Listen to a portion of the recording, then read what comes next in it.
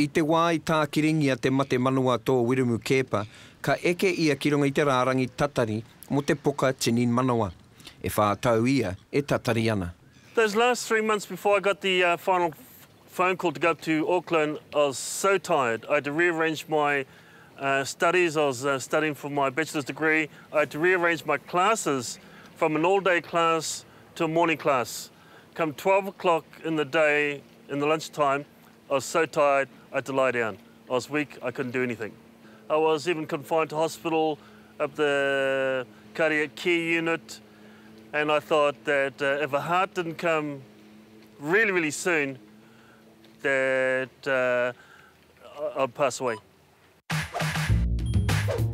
Ki mua I te poka tini manua o Wiremu ko tāna mahi nui, ko te whakapakari I tōna tinana.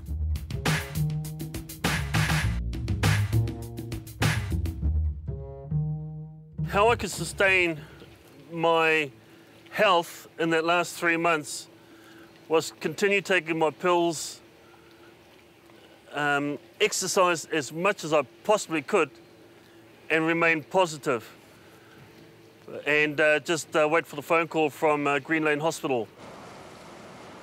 I te wā I tono mai te hohi pera o Greenlane, he pōhe no Wiremu I a e traiwana ki tāmaki mo tētahi whakamātautau noiho. Ka kore rawa hoki e pā mai te whakaaro, koinei te haerenga I te tatari ia mo ngā tau e whā. I te wā I tono ia ki te poka kakau, ka tahi, ka taka te kapa.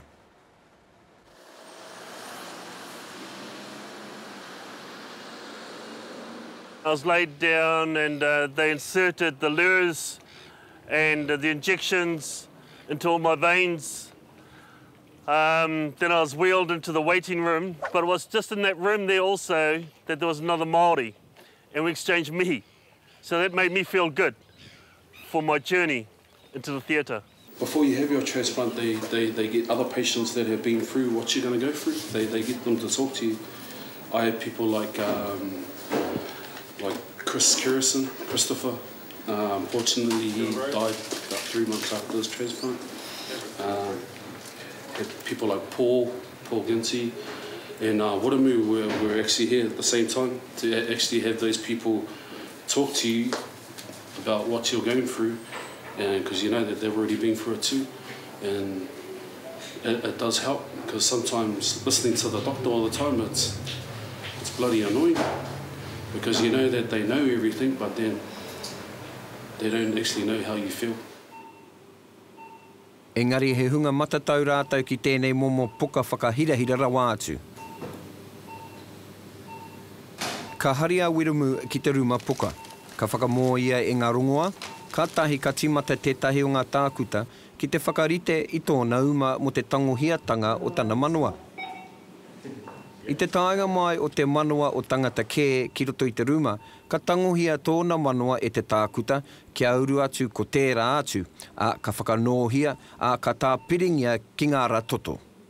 I think I was dead for about 6 hours, although my life was maintained by machines.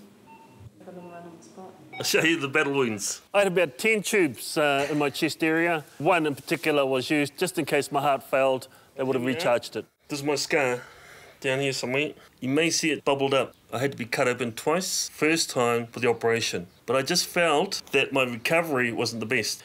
And sure enough, the doctors realised that I hadn't been wired, close-knit.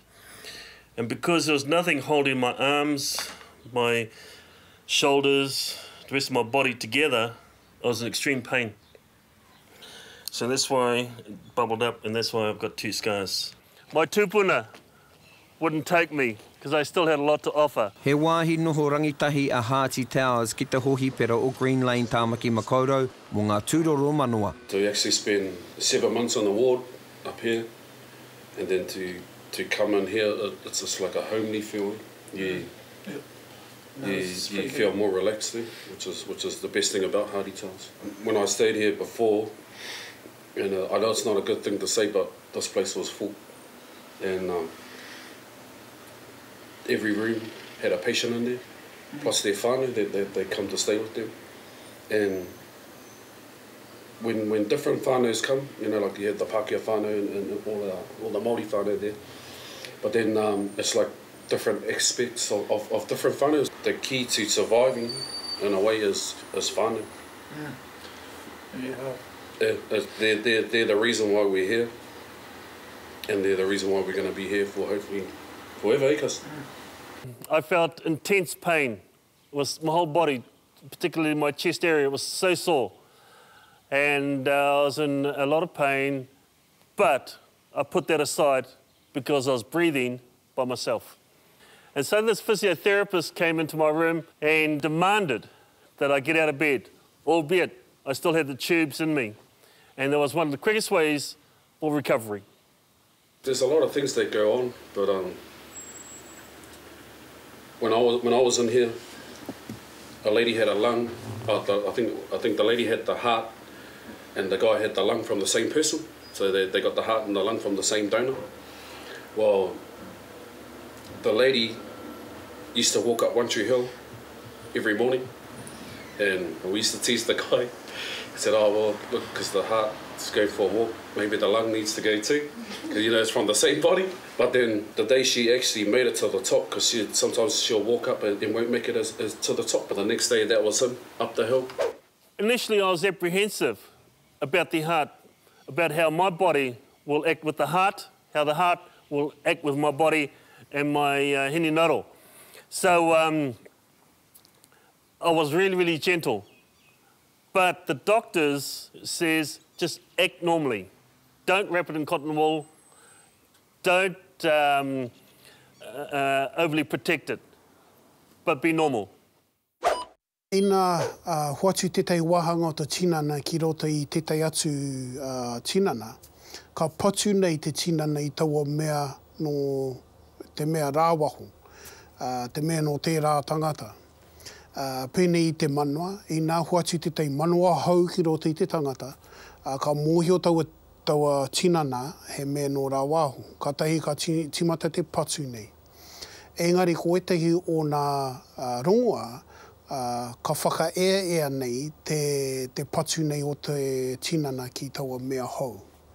Nō reira, ka tika ko aua tangata ka kai rongoa mo te roanga o te ao. We had counselling from psychologists. We had our dietitians talk to us about the type of foods we ought to eat and ought not to eat. We had courses on preparation on how to adjust to life after an operation. Well, for heart transplant, you're in hospital for 3 months. Wheturangi noa te unoho a Wiremu ki te hohi pera. Ka tahi ka nuku atu ia ki Hearty Towers, hei wāhi whakatā, whakapakari, me te ā te mārama ki tōna manua hou. Down to the rehabilitation, and that's called Hearty Towers. And that's where you rehabilitate.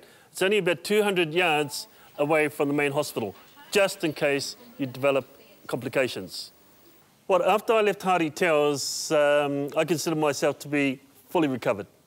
I was much, much healthier, stronger, and happier.